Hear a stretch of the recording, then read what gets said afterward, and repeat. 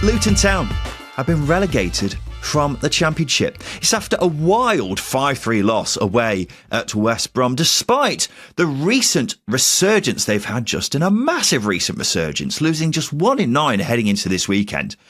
It ended up not mattering for anything. And not many saw this coming heading into the final day, did they? Luton going down. Yeah, this result surprised me the most, and the manner of the result as well, because of course Luton were 5-1 down at one stage in the game. They clawed 2 goals back in the embers of the game. But yeah, this really surprised me. You talk about Luton's form; they're one of the form teams in the division, in the entire Championship. And then you're coming up against a West Brom team who are wildly out of form, without a manager, and struggling. But for whatever reason, West Brom turned it on, and every single shot they pretty much went in. You know, Kaminsky being beaten his near post twice. You know, how often has he been a big player for Luton in recent weeks? Not blaming him, by the way. I'm just emphasising that all the luck Luton had seemingly went in that Coventry game last weekend. This was a bizarre turnout. Yeah, I'm pretty astonished, really, that we are genuinely sat here right now saying Luton have gone down. And this is coming from the guy, by the way, who did say on Friday that I thought people were underestimating Luton's chances of going down. Because a lot of people seem to think their form would see them over the line, but all it took was for them to lose and Hull to get a point. And then it's done and dusted. All they needed, Justin, was a performance like the one they had against Blackburn a few weeks ago. And that's what happened here. Some of their defending at times was appalling. And to kind of counteract something you just said, I don't think every shot West Brom had went in. West Brom could have scored more here. It wasn't anything like the Luton we've seen recently. And it's happened at the worst possible time, hasn't it? And I mean, the scoreline, when it got to 5-1, I imagine most Luton fans in the away end spent more time looking at their phone than the actual game, because from that point they were just praying that Portsmouth did them a favour. But it didn't come, and so it's happened. Luton Town have suffered back-to-back relegations from the Premier League. The first time it's happened since Sunderland back in 2018. Only the third team to do it in the last 30 years. Got to keep in mind as well, this is a club who went from non-league to Premier League in 9 years. Now they're halfway there to go in the other direction. And despite the improvement in the final quarter of the season, this has unquestionably got to go down as a catastrophic campaign, Justin. There are no other words to describe it. It has been catastrophic. And I think this West Brom defeat, this isn't the game that relegated Luton. It's the 45 that preceded it. I think when you look at the fan reaction at the end of the West Brom game, that pretty much told you everything you needed to know. There was boos, there was "you're not fit to wear the shirt," but there was applause as well. There was a mix of, pretty much Luton fans not really knowing what to feel. Maybe, it's a case of not processing yet, because, Luton conceding 5 goals, for example, when was that on the cards? But like you said, this has been a catastrophic campaign. And I think all of the negatives that we've seen of Luton this season, the chaotic defending, the bad organisation, the lose your arse really, really quickly when pressure builds. That happened in basically a 60-minute spell at the Hawthorns.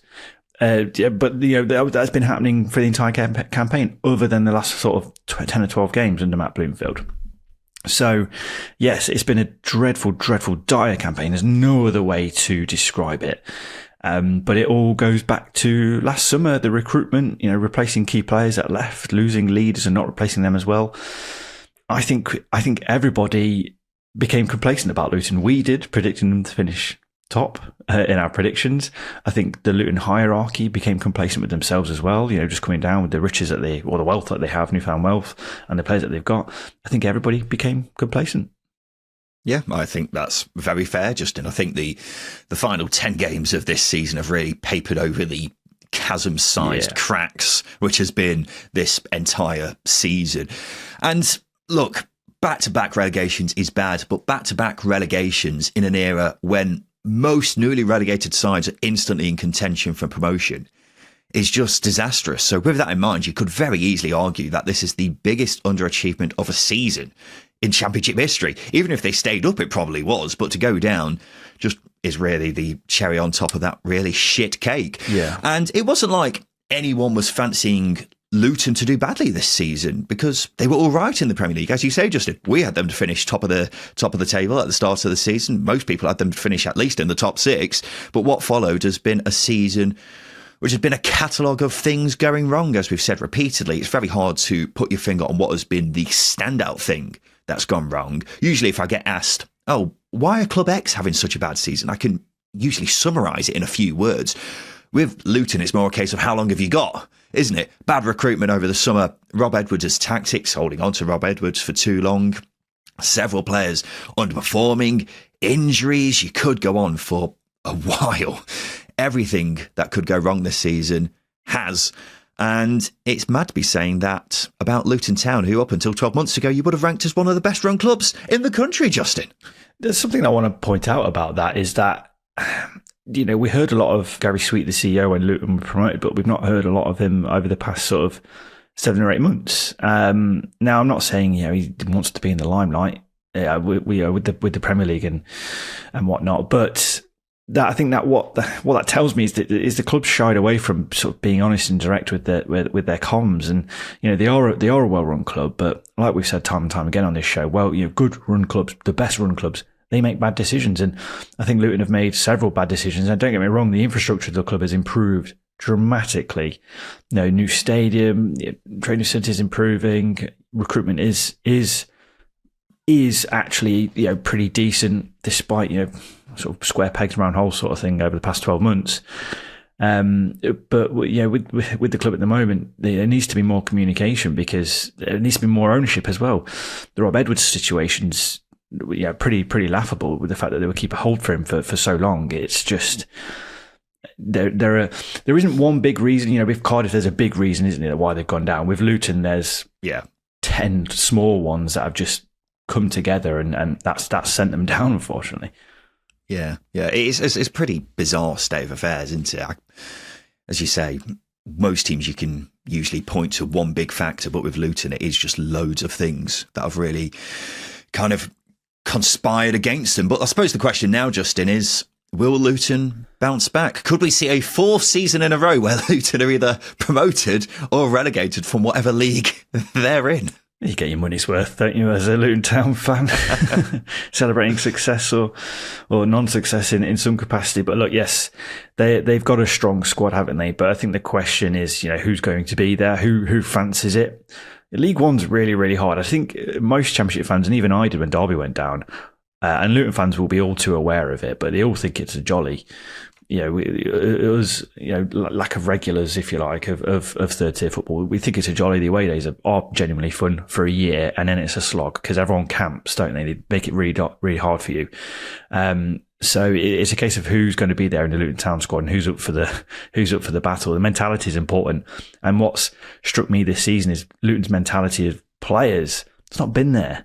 That's why they concede the goals that they've been conceding. It's why they drop leads. It's why they really, really struggled to get hold of games at times, other than the sort of the past 7 or 8 games. So yeah, I think they will bounce back because ultimately they've got a lot of quality, and they've got Matt Bloomfield, who I think, despite being relegated, has done a really, really good job.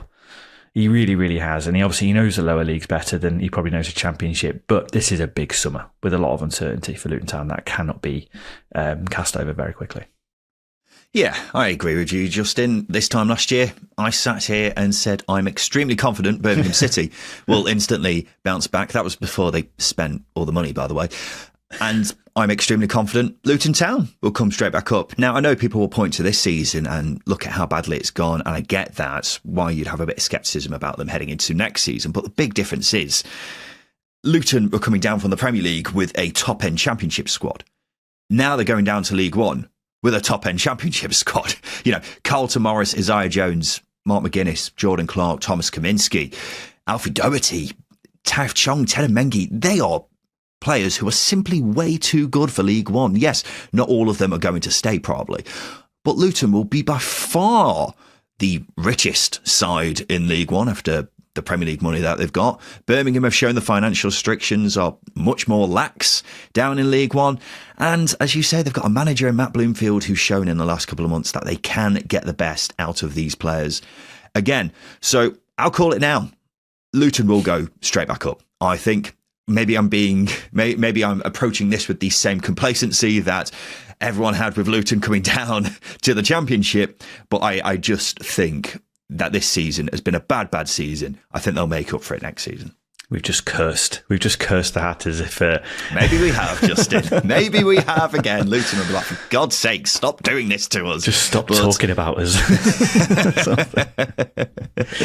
But I'm very, very confident that will be the case, because as I've been saying a lot just in recent times, everyone knows about the gap between the Championship and the Premier League.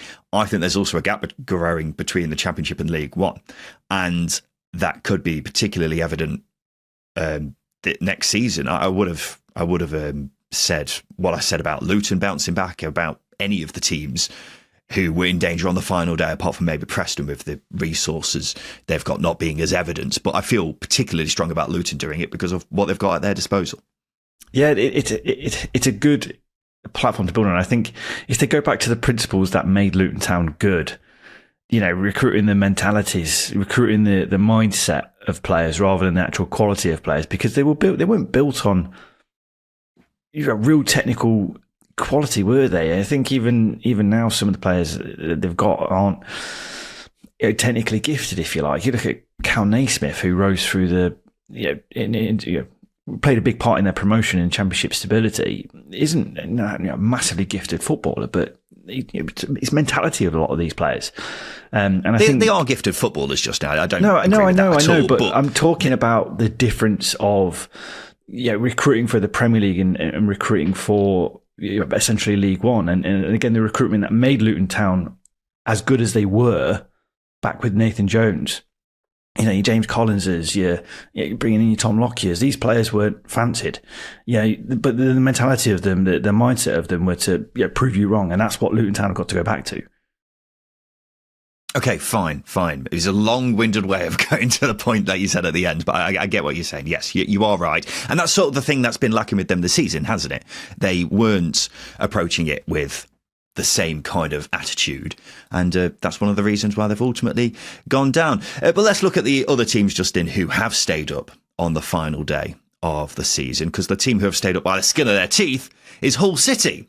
They've avoided relegation on goal difference after a nervy 1-1 draw at Portsmouth. This must have been the most nerve-wracking second half any Hull fan will ever experience, because Justin, if they conceded, they were down. Yeah, absolutely. But that's the beauty of this league, isn't it? You're on a knife edge. And that was the drama that was in front of us. I think you can compare it to being at Pride Park yesterday. I wasn't particularly nervous. But that being said, there was probably a point where Hull and Preston were both leading. But I think you've got to credit Hull, the players, for keeping their nerve. We all saw that fan video of the Derby winner last week at Hull. It felt like the air was taken out of the players. They were flat on their backs. Obviously, the fans pretty much conceded that they were going down. So I think to go away to Portsmouth, to reset after that defeat, to go ahead and not fold after Portsmouth equalise, I think that is the definition of holding your nerve. Yeah, they definitely did hold their nerve. But the thing is as well, it wasn't exactly like Portsmouth were piling on the pressure, really, was it? It could have been a lot more of a stressful afternoon, but Hull were by and large pretty comfortable. Despite that, I still think everyone in that away end has definitely aged by at least 5 years because of what was at stake in this one. The buzzword I've constantly seen on Hull's Twitter in the past 24 hours is just sheer relief, because they knew they were in trouble. They were the favourites with SBK to get relegated heading into this weekend. If they lost, that was it. And they managed to get it over the line in the end. And that is the main thing with them. And despite them staying up on the final day, Justin, it's got to be said, Hull have seriously gotten away with one this season, haven't they? As we say, it could have been a very, very different set of circumstances if Portsmouth managed to bundle one in. But overall, if you look back on the previous 45 games, as well as just the final day, then, this has been one which they very nearly got paid for bad decision-making in all different areas. Yeah, I think my worry is will they have learnt anything? I think that's the thing. Obviously, you've got to feel that relief. I mean, a lot of the clubs that are down there will feel that relief. But with Hull, there's such an interesting case study in what not to do in a 12-month period. Recruitment's a mess. They need experience. They need quality, obviously. And I think they just need to recruit to fit a team style and philosophy and vision. There's been too much shoehorning since Akon took over, and that needs to change, doesn't it? He's got good intentions, but that's not always a good thing. The big lesson this season is planning instability and succession planning, because obviously Liam Rosenior leaves, Tim Volter comes in. You don't recruit for Tim Volter, don't recruit at all until the final week of the transfer window, for goodness sake. And then you're left catching up with yourselves. And we saw that with the quality of the play in the first half of the season for Hull. So for me, this has been a big lesson in stability and succession planning for the Tigers. But will they've learned anything? The time will tell. Well, it's been a self-inflicted mess, hasn't it? You mentioned everything there, Justin. Sacking Liam Rosenior, the ridiculous player turnover in the summer. Yeah. So many things that have gone wrong this season, and so many of them could have been avoided.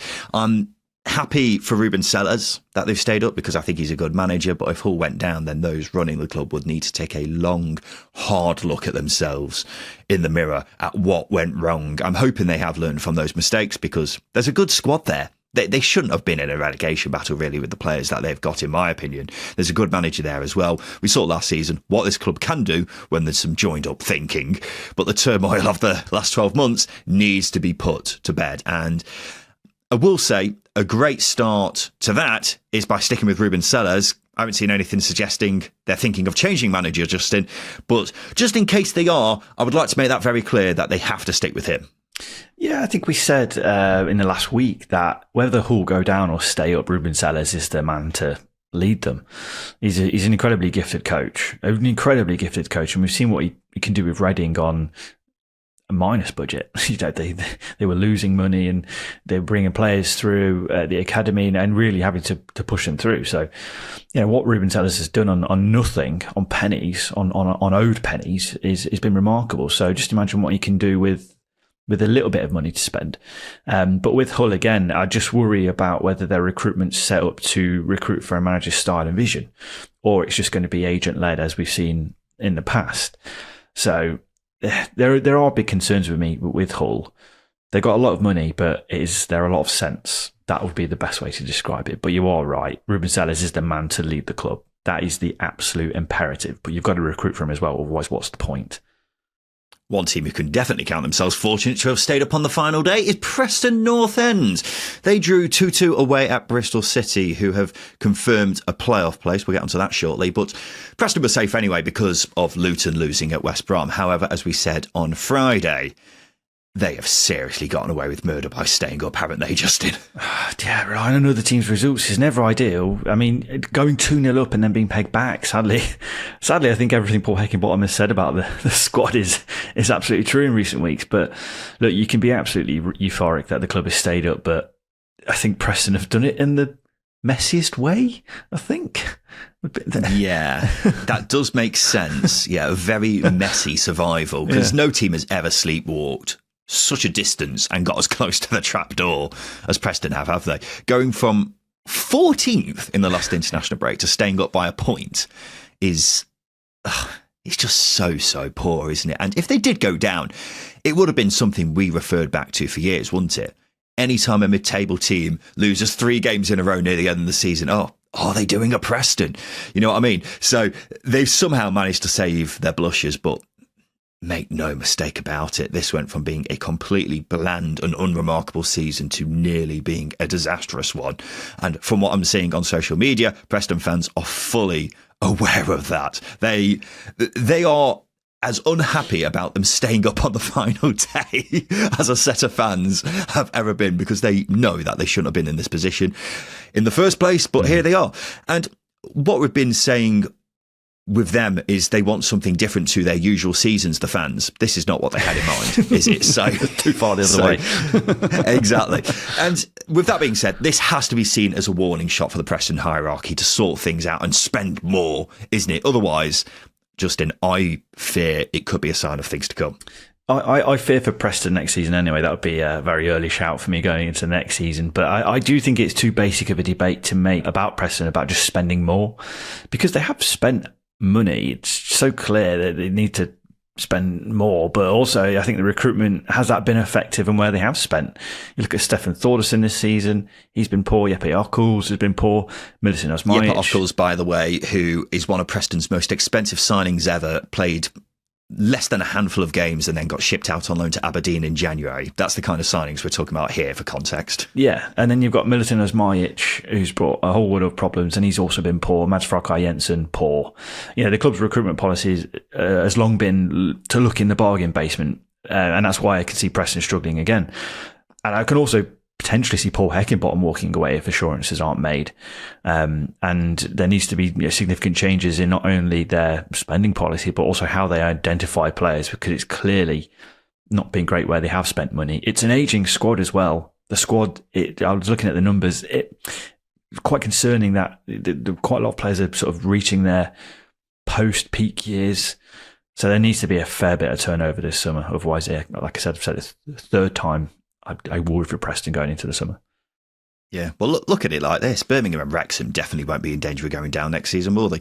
You think Derby will be stronger with John Eustace? I'd be surprised if Hull had as bad a season as the one they've just had. Right now, it's hard to list many teams who you would pencil in for a relegation battle next season, and this season has seriously exposed how much Preston need to strengthen. Will that happen with a club who have historically always shown a reluctance to spend and a squad which is just so unremarkable? I'm not even sure Paul Heckingbottom will be there next season. He seems pretty cheesed off, doesn't he? So, yeah, there's a lot of problems here. And I think this end to the season is a sign of things to come. And unless the Preston board pull their finger out, I'd be fearful for them next season. Early shout, I know, but that's how I'm feeling currently. Let's talk Bristol City, Justin, because their season is not over yet after they secured a playoff place. Perhaps slightly nervier an afternoon than expected for them. If Blackburn scored, then they would have moved ahead of them. But they've got it over the line, and it's their first top six place secured in the Championship in 17 years. And the celebrations at the end really sum that up, didn't they? They knew that it was a massive, massive achievement. And what an achievement by Liam Manning to finally get that over the line. Yeah, I saw some celebration shaming from certain sections of fans. And I was like, this is the first time Bristol City have competed in the playoffs since 2008, since they got to the playoff final against Hull. And Dean Windass scored an absolute beauty of a goal. And that's the first time that they've had that feeling. They've had that feeling of being close to the Premier League. It's the first time. I mean, I think Bristol City finishing above 10th was worth a pitch invasion alone, let alone finishing in the top six. But, you are absolutely right. Liam Manning's delivered an incredible job here with, a very, I think, sensible recruitment strategy at Bristol City. Maybe could have been a little bit more assuring, spending a little bit in January. But as I say, young players, good recruitment, good manager, good philosophy, flexible styles at times. There's good variables here at Bristol City. So even if the playoffs don't end in a trip to Wembley, they're a very, very good platforms here. I'm really, really excited about what Bristol City can do, firstly in the next couple of weeks, but also in the next couple of years.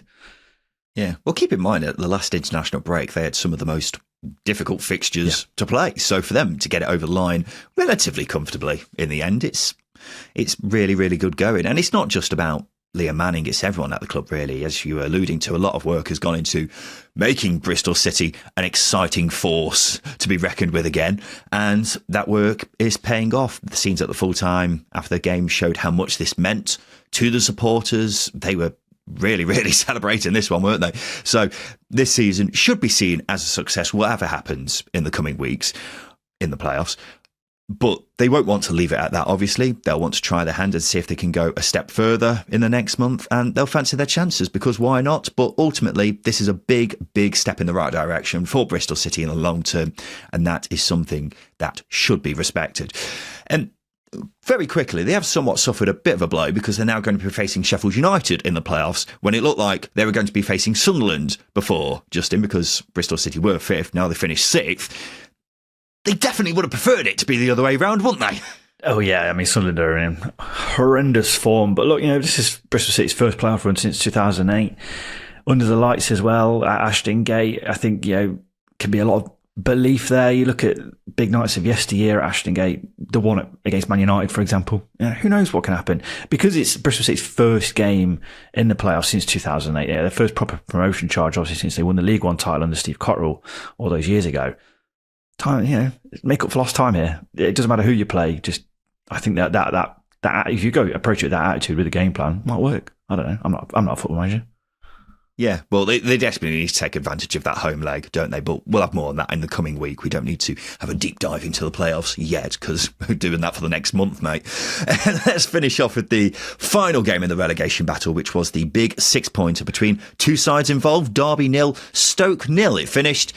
And these two were both safe if any of the three teams below them lost. And when word got round that Luton were rather significantly behind, it was basically party time at Pride Park for these two, wasn't it, Justin? Yeah, it was such a strange game because obviously I think I couldn't get signal during the game and my goal notification stopped coming through. So that was really annoying.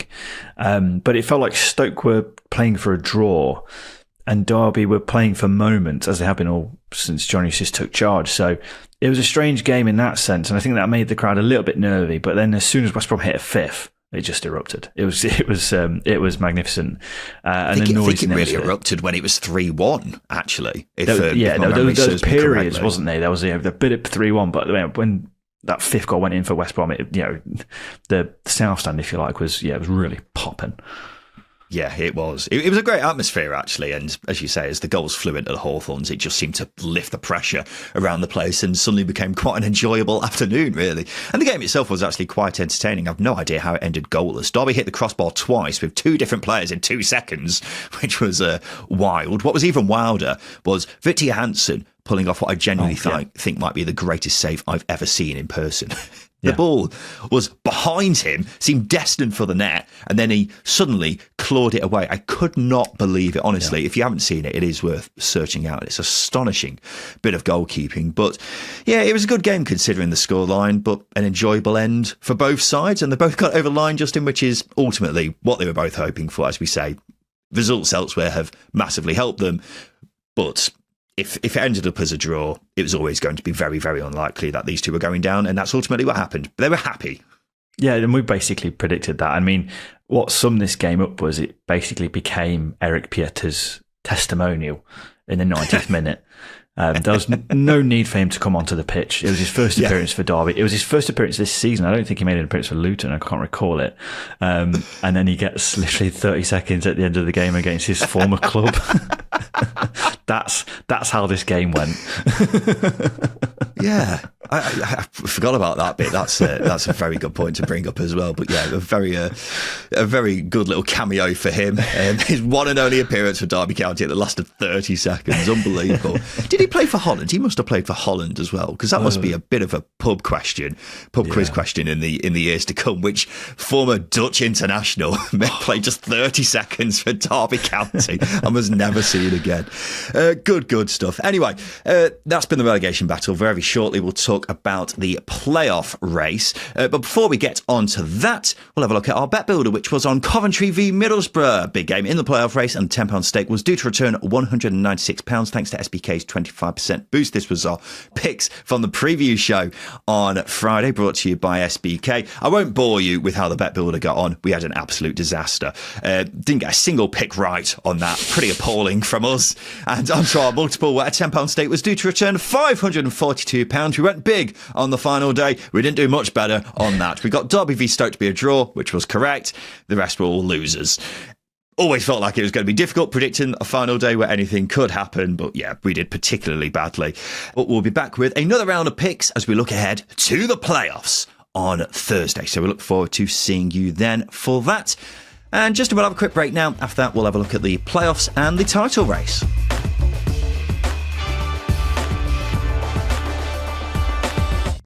Welcome back to the Second Tier Podcast. It's now time for us to reveal the winner of our final Jameson Weekend Hero of the season. And every single week we've been asking you to nominate a fellow Championship fan that you believe deserves recognition. Now, thank you to everyone who has entered throughout the season. It has genuinely been so lovely to hear from Championship fans up and down the country and hear how different fans appreciate each other. That's genuinely something we need nowadays, really, isn't it? But we'll be revealing our Jameson Hero of the season in part 2 of our Second Tier Awards on Wednesday. So we're making the 4 best nominations from this season, putting them in a big poll where you will have the deciding vote. That's all to come. But for now, our final Jameson Weekend Hero of the season is from Tom. My nominee for this would be my dad, John Brown. He is a Coventry City fan. He is in a wheelchair, and ever since I'm aware, he was going to home and away games for years in a wheelchair, being carried up and down stands, sitting, waiting for everyone to leave, and then being carried back down, being left in stadiums, going in the snow in his noddy car, and in disabled vehicles, which you don't expect to go anywhere back in the day in the 60s, 70s. And then when I was 5, he took me to my games, and I found a love for Coventry City, and he took me ever since around to about 2017, unfortunately, where his health, where he couldn't stand the cold. So now, lucky enough for us, we can watch it on iFollow. So we go up, have a watch on iFollow, have a drink, and enjoy.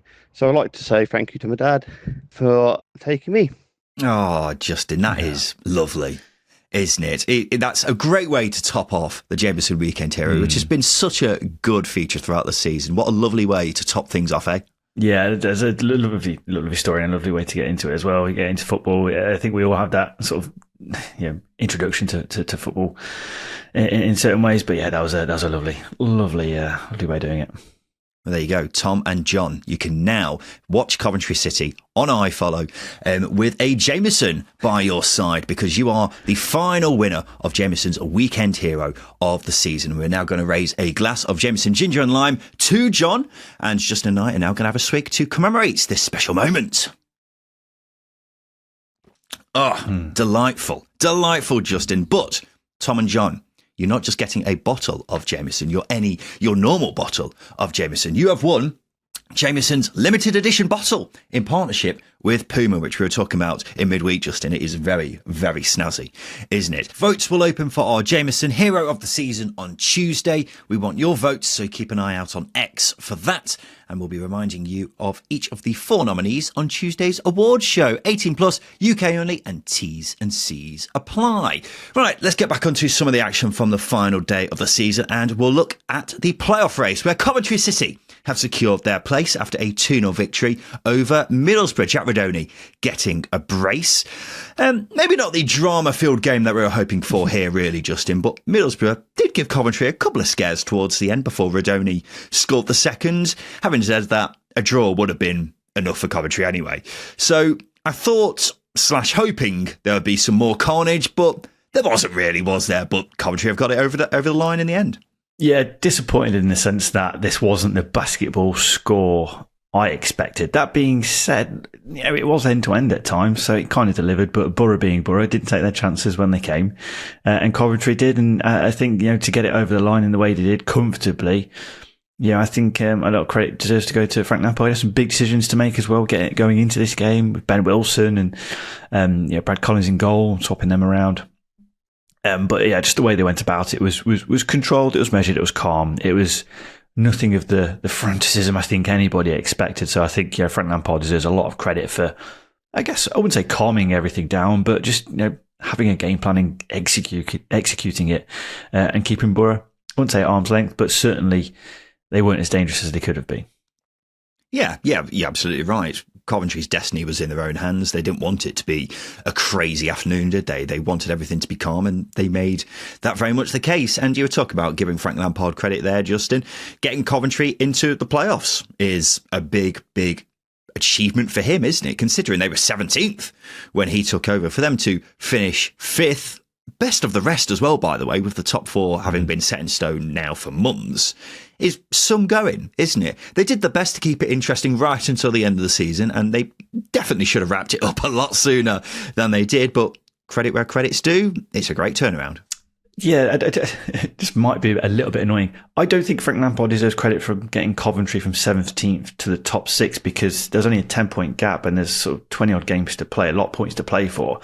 I think what Frank Lampard deserves credit for was having that consistency after getting Coventry into contention. So we're talking sort of 12 games ago.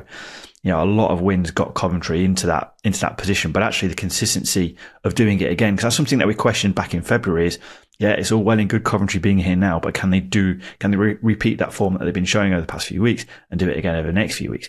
And they did. They did. Coventry, they repeated that. Just. Yeah, just. So actually, the narrative of always taking him from 17th to the playoffs, I don't think quite washes with me, but actually maintaining the consistency just about that got them into the playoffs. I think that deserves a lot more. I think that's a harder feat in the Championship to do than actually guiding a team 10 points further up, because that is literally just one game week, 3 games in a game week away from getting into that position. So I'm not taking credit away from Lampard. I don't like that narrative. I think the more nuanced and sophisticated narrative is actually the consistency thereafter of him getting them into sort of contention. Saying I'm not taking credit away from Lampard after taking credit away from Lampard. And giving him back. Yeah, I get what you're saying just now. I think that is fair. I don't think that's completely unfair at all. You can definitely say Coventry shouldn't have been down there in the first place as well, and they were always going to improve in some shape or form, no matter who they got in as manager. I would agree with that. But Lampard gets good players playing, and he's done that with Coventry City. The argument we were making against the Lampard appointment was whether he would be the man who could do what Mark Robbins couldn't do, right? And that's actually get them promoted. But they've got a great chance now with the playoffs, so no time for patting yourselves on the back. They need to go again after going again from going again, as you were just alluding to just a second ago. However, the thing to keep in mind is, Justin, with Coventry finishing 5th, it means they'll be facing Sunderland in the playoffs, which they would much prefer over Sheffield United, wouldn't they? Especially considering Sunderland's form. Yeah, there is a case of, because Sunderland's form is so bad, have they been saving themselves? That's, are they going to come and be an absolutely beastly opposition for Coventry? Yeah, maybe. That's what Sunderland fans will be hoping. That's sort of, because that's the only way I can possibly explain their form. It's terrible. But I think actually with Coventry, there's a lot of self-belief with them at the moment. There's a lot of self-belief with the fans and Lampard and the squad, and rightly so, because, when you go from 17th to top 6 in a matter of months, incredible. You're going to get self-belief with that. And that being said, yeah, there are big decisions that Lampard had to make. I think the Ben Wilson one came in. He had a great game. And I think, making those decisions actually does give you an air of, okay, Lampard's honestly not getting to grips with the team, but he's making those tough decisions now, which I don't think he's had to do. So, yeah, Sunderland is a nice opposition for Coventry because of their form, but these are one-off games. Can't take form into too much account. Yeah, well, Sheffield United are obviously the team you want to avoid, aren't they? If you're facing them over 2 legs, I think your chances are low of getting past them. In a one-off game, though, anything can happen. So that's a big positive for Coventry. As we say, still got to get past Sunderland, of course, who surely won't be as bad in the playoffs as they have been recently. But, Preston, of all teams, may have teed Coventry up for a playoff final by getting a point against Bristol City. An unlikely assist. Who would have thought? Preston helping Coventry. But we'll see how that gets on in the coming week. This result has also confirmed Middlesbrough have missed out on the playoffs again. They've actually ended up finishing 10th, Justin. So this has without a doubt got to go down as back-to-back seasons of failure for Middlesbrough, doesn't it? Which is something we've spoken about a lot recently, but it looks even worse now. Yeah, it is quite poor. I think there's no way you can really describe it. I think when you factor in how poor I think the standard has been for teams outside of the top 4, 64 points this season. That's mid-table in 4 of the last 6 seasons. So it's not been good, and it is a huge amount of failure. I think with Borough's budget, they should be in that top 4. They should be, I would say, close to 80 points. They should be close to Sheffield United, because they've had more than enough spend to do it. And I know fans will say, "Oh, but they sold a lot of players." Yes, but you make a rod for your own back when you replace those players with other good players, and you spend a lot of money doing so. And that's what Borough have done. So there's no hiding. I don't think there really isn't. You can't. It's been a poor season, and there's got to be questions asked. Yeah, well, when you spend as much money as they have and you don't even really come close to finishing in the top 6 in consecutive seasons, that is bad. And you're right, Borough fans will point out how much money they brought in through player sales, but who gives a fuck if this is the end result? You know what I mean? Yeah. So it seems to me like what's really derailed their season is Ben Doak getting injured. Borough looked a dangerous side until he was unavailable. You had other players going out of form as well. But if you're relying that much on a 19-year-old lad who doesn't even belong to you, then you've got a problem, haven't you?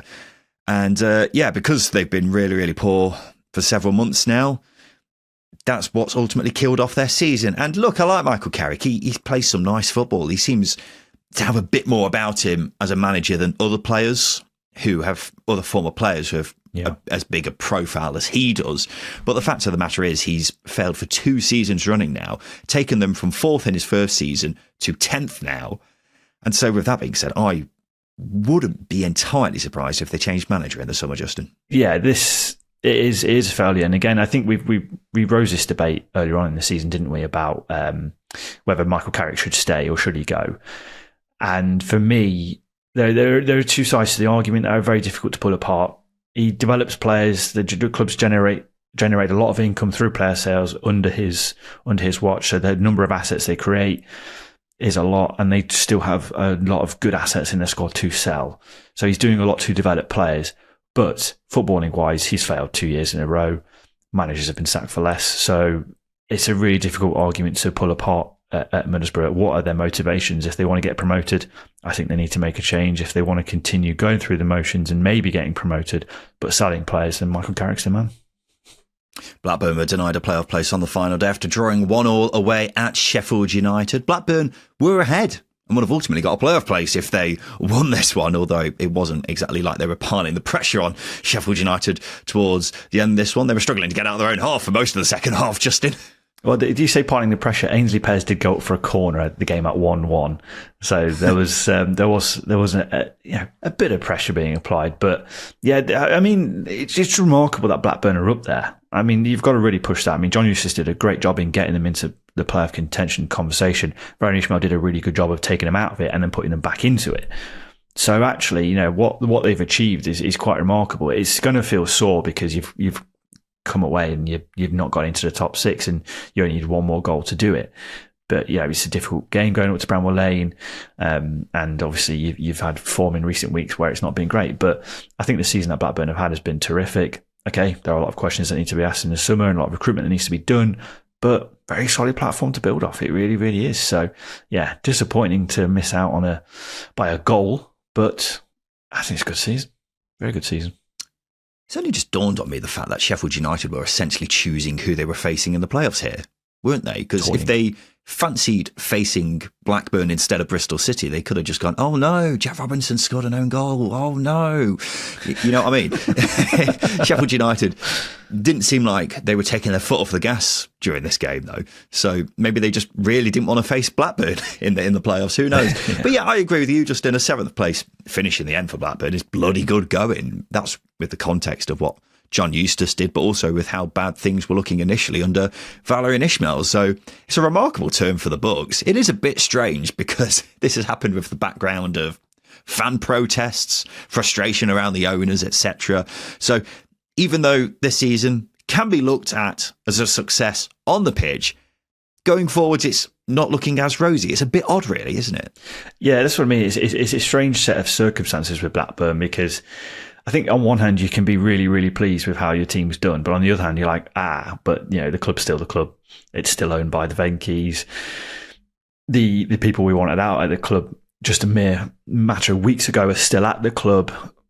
Yeah, it's a headache going into the summer, but I think I would choose to go into it with a little bit of optimism rather than scepticism, because as I say, I think what's been achieved this season has been remarkable. I think Varun Ismaël turning form around as hard as he did, by the way. It really is remarkable how quickly. It was like Luton win, wasn't it? That seemed to change their fortunes a little bit. So yeah, I think there are good foundations to build on, but you need solid bricks as well. And yeah, that's the thing with Blackburn. Have they got a good source of bricks? I don't know. I don't build houses. Glad that's finally been sorted out. Yeah, let's move on to another side who missed out on the playoffs. It's Millwall. It's after they lost 3-1 at Burnley. Millwall were ahead for a very brief moment. They needed to win to have any chance of getting into the playoffs. And it was actually a bit strange, really, because both teams, Blackburn and Millwall, who needed to win. They were both ahead in each of their games at around a similar time, but still it ended up being as straightforward as it was ultimately. Could have been a lot more interesting if it wasn't for a very late miss of the season contender by Millwall's Josh Coburn when the scores were still level. God, it was a bad one, wasn't it, Justin? Yeah, that was a bad one. I do want to make the point. I feel for Millwall because not only that miss, it was a significant one. It could have changed the game. Could have. But their first goal, Burnley's first goal, how did it stand? I just want to break it down very quickly. Japhet Tanganga it has a very heavy fall, which I thought the ref should have blown up for. And then did you see Ashley Barnes' tackle to set the goal up? He lunges through the air with his he lunges through the air with his stud showing. It was absolutely horrendous. I have no idea how that was allowed. So this could have been a very different outcome for Millwall. Maybe not, because Burnley are a good team, but that should not have stood. And obviously that miss just compounds a game of what-ifs for the Lions. Yeah, you're absolutely right. Should we do miss of the season next week in the second tier awards, do you think? I don't think we've done it before. I don't think we have. It's Ebro Adams. Well, don't spoil it like that. Come on. Give it a bit of drama. It's just like, it's the easiest one. That was the worst miss I think I've seen this century. Well, I guess we're not doing that next week then. Justin spoiled it already. But Justin, Burnley have become the first team in Championship history to not win the title despite reaching 100 points. What does this tell us, Justin? What do we do with this bit of information? Send some tissues to Burnley. Sad times. What do we do with this information? I mean, Sheffield United finished on 90 points and finishing third, I think, is remarkable. But because of Burnley and Leeds both finishing on 100, I mean, firstly, for the title race to go down to goal difference, bloody hell. But what does this tell us? This tells us that the gap is growing, right? That's it. Yeah, I think you're actually right. I do think it is indicative of the gap growing between the Premier League and Championship. I think you were kind of saying it a bit tongue in cheek, but I think you are actually right. Because two teams getting 100 points for the first time ever, one of whom is newly relegated, the other one is as good as newly relegated. Sunderland in fourth, right? The highest placed side without parachute payments, they finished 24 points behind them. That means they're actually closer on points to 17th placed Oxford than they are the top two. That's worrying. So it might be the first time ever that this has happened. I worry it won't be the only time in the next few years, though, Justin. Well, when we've got Leicester and Southampton coming down, who have done it before, they did very well last season, didn't they? And then Ipswich with arguably a much better squad than they went up with.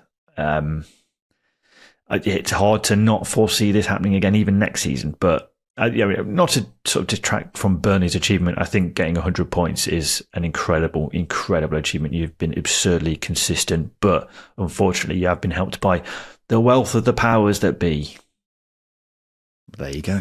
That's why Scott Parker shouldn't be manager of the season. Just such a salty man. Just any chance I could get. I'm jabbing, Justin. I'm jabbing. That's it. We're done now with that particular debate, aren't we? So we won't mention that again. Have you seen Natasha Bedingfield was at Turf Moor for this game to help celebrate with the Burnley players? Why? I mean, Burnley fans will say, well, that's Unwritten's a song, isn't it? Unwritten is the song of their promotion. It's the song of the season for the players. But it doesn't detract from the question, why is Natasha Bedingfield at Turf Moor? I completely forgot she existed, to be honest, because it's not like she's done much in the last 20 years, is it? No, she's playing at Splendor in Nottingham in the summer, which I'm hopefully going to see because Block Party headlining. So we'll hopefully get to catch old Natasha. Yeah, great. Well, look forward to that. Do you think someone at some point said to her when she was at Turf Moor, Natasha, have you got any other songs? You've been singing Unwritten for 2 hours straight now. And she's just like, not knowing what to do next. Obviously, she sung it on the pitch, didn't she? And then they were singing it in the dressing room. Like, there's only so many times where I can get a vibe from it. One more time. Come on. Play it again, Natasha. Just one more. Just like someone puts 20p in her and then she's off over again. And we'll finish off with Leeds United, Justin, because they've been crowned the Championship title winners. It's after they got a dramatic 91st minute winner away at Plymouth to beat them 2-1, just in the scenes for that goal by Manor Solomon. Some will tell you the title doesn't mean much in the Championship. It's just about getting promoted. Try telling that to those Leeds fans. The limbs were crazy. Yeah, it's hard to describe the limbs because the scenes in the stands were incredible. The scenes in and around Plymouth were even better. I think the Plymouth fans were very welcoming of just the joy. I think was beholding them in their city because there was fans jumping into the not the pier. The quay, I think. I can't remember what they called it on beachfronts. They were jumping into the water. They were jumping into the water. Yeah, it's the quay. Where all the boats go. The boat car park. Harbour? Harbour, that's it. Yeah. For God's sake.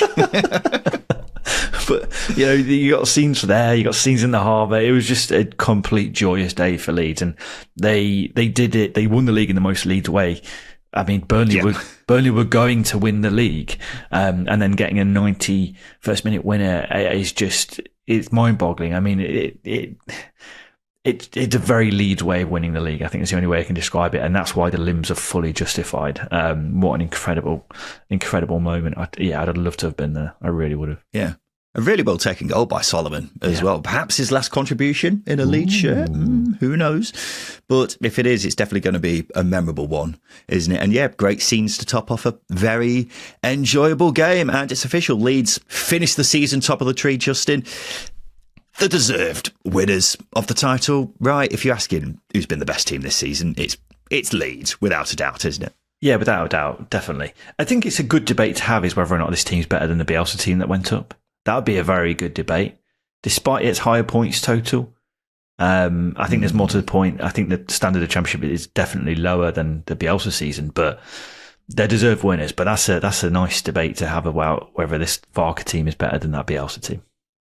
Yeah, well, we'll discuss that another day, I think. I think if you're looking at what this team have done this season, no team has come close to dominating as many games as Leeds have they? And if you're looking at it from an underlying data point of view, no one comes anywhere near Leeds. In fact, purely on the basis of underlying data, this Leeds team is one of the best sides we've ever seen in the Championship. I think the reality is slightly different on that front, but they have without a doubt been the best team in the league this season, in my mind. And I really hate to kick a man while he's down, but if they had a better goalkeeper between the sticks for most of the season, they would have won the title earlier than the final day. In fact, this might be a bit of a crazy claim, Justin. Is it crazy to say that Leeds may have even broken the points record if they had a better goalkeeper? Because Meslier, has he cost them more than 6 points this season? Probably has.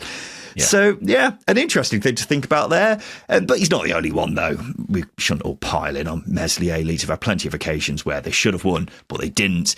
They've had plenty of games where they should have won more comfortably, but they didn't. But they've definitely been the standout side in the division this season, haven't they? Probably not one of the best in Championship history, if you're asking me, but you could definitely say they've been the most dominant in their respective season. I think that's fair to say. Definitely fair to say. Just looking at 95 goals, they've equalled the previous Championship defensive record of 30 goals, obviously eclipsed by Burnley. But if that wasn't the case, it just speaks to a remarkable season. The season's been that remarkable that Leeds' hardest opponents this season has been the 12:30 kickoff. One last time, just bringing that up for one last roll of the dice, even though this was a 12:30 kickoff and they got over the line. It was never in doubt, Justin. Actually, one final thing I will point out. Daniel Farke didn't seem overjoyed during the lifting of the trophy. I know he's always a very measured guy anyway, and he did lift the trophy afterwards, but someone posted a video on social media of him sat in the dugout at one point while everyone else was celebrating. Considering there's been reports of Leeds thinking about replacing him over the summer, I thought that was interesting, Justin. He said he was knackered. I heard an interview with him. I would be as well, to be fair. Yeah. After the season Leeds have had. Exactly. He said after the game, I think it was on the radio. But he said he was knackered. He said he was tired. Tired enough not to celebrate a title. I don't know, but clearly he needs a holiday. Yeah, I think he's deserved one, hasn't he, after what he's been through over the past couple of years. But there we go, ladies and gents. That's been the final day of the season, and it's now time for us to do the polls. This is the part of the show where we give the listeners 3 questions on Twitter because we want to get their thoughts on everything to do with the Championship. So the first question is this: who's winning the playoffs? Bristol City, Coventry, Sheffield United, or Sunderland? Don't you answer, Justin. We've got a big playoff preview coming up on Thursday where you can start giving your say there and then. 38% of people said Sheffield United. 29% said Coventry. 21% said Sunderland. Just 12% said Bristol City. Next question. Will Luton instantly bounce back from League One? Yes or no, Justin? Yes, they will. Yeah, I am very confident that they will. Despite the disappointment of this season, I think they will be celebrating again in 12 months' time. 36% of people said yes. 64% said no. So not many neutrals out there as optimistic as we are, Justin. And finally, which would you rather do? Win the Championship or win the playoffs? Oh shit, that's a really hard question. That needs 10 minutes. I've never seen Derby win the Championship. Winning the playoffs is more dramatic. That being said, I've only seen him do it once. I'll say win the playoffs because your day at Wembley's great. But yeah, win the playoffs. It's the best way to get promoted, isn't it? Winning the playoffs. It feels the best way, yeah. I'm trying to think. Surely there must be someone out there who's won the league and also won the playoffs over the years. I can't think of someone off the top of my head who's done it. Norwich, There you go. Norwich fans, you let us know what you preferred. That's probably the best way of going about it, I guess. 56% of people said win the Championship. 44% said win the playoffs. So that's what we've got on that. But there we go, ladies and gents. Those have been the polls, and this has been the Second Tier Podcast. If you're a Patreon subscriber, don't go anywhere. We've got the extended edition of the weekend show coming up, which we like to call Zamora Time. We'll be talking about Cardiff finishing bottom, rather spenny season tickets, and who we want to get promoted from the League One playoffs. If you're not a Patreon subscriber, sign up to get some more time in every single weekend show. Head over to patreon.com/second tier. Link is in the description of this episode. But otherwise, ladies and gents, I think it's about time we give the listener a great big thank you for this season, Justin. Of course, we've still got plenty to decipher over the next month or so, but it's been a fantastic season, hasn't it? It's been one full of ups and downs across the league, but I've thoroughly enjoyed it every single week, and having the listeners along with us for the ride, getting involved in their droves. It's been a great season. So thank you so much to the dear listener for getting involved and helping support us along the way, Justin. Yep, it's been a long old season, but we love doing it, and we love doing it because you love listening to us and you love the Championship as much as we do. The love is all shared. It's all shared, and a very heartfelt thank you. We don't give them out very often, but this one comes from the depths of both of us. Absolutely, right in those depths. It's been great to see the listener count going up and up and up. We continue to be the number one EFL podcast, which is just honestly a dream for us to be doing this. This has been our 6th season. 6 years we've been doing it, isn't it? I think it's our 5th season, actually. Anyway, it's been a long old time, but we just seem to be going from strength to strength. We don't know how we've ended up in this position, but we're very, very thankful to the listeners for supporting us along the way. But we're not done here yet, ladies and gentlemen. Of course, as I said at the top of the show, on Tuesday, we have our Team of the Season. On Wednesday, we have our Second Tier Awards. On Thursday, we have our preview of the playoffs. And then, ladies and gents, this is big. We'll be doing live reactions straight off the back of each playoff game on our YouTube channel. So make sure you join us straight after each of those games. It's going to be a fantastic month ahead. I cannot wait because the playoffs are nearly here. My favourite time of the season. It's going to be absolutely fantastic. So we look forward to seeing you then for that. But this has been the Second Tier Podcast. I've been Ryan Dilks. I've been Justin Peach. And a big thank you for listening.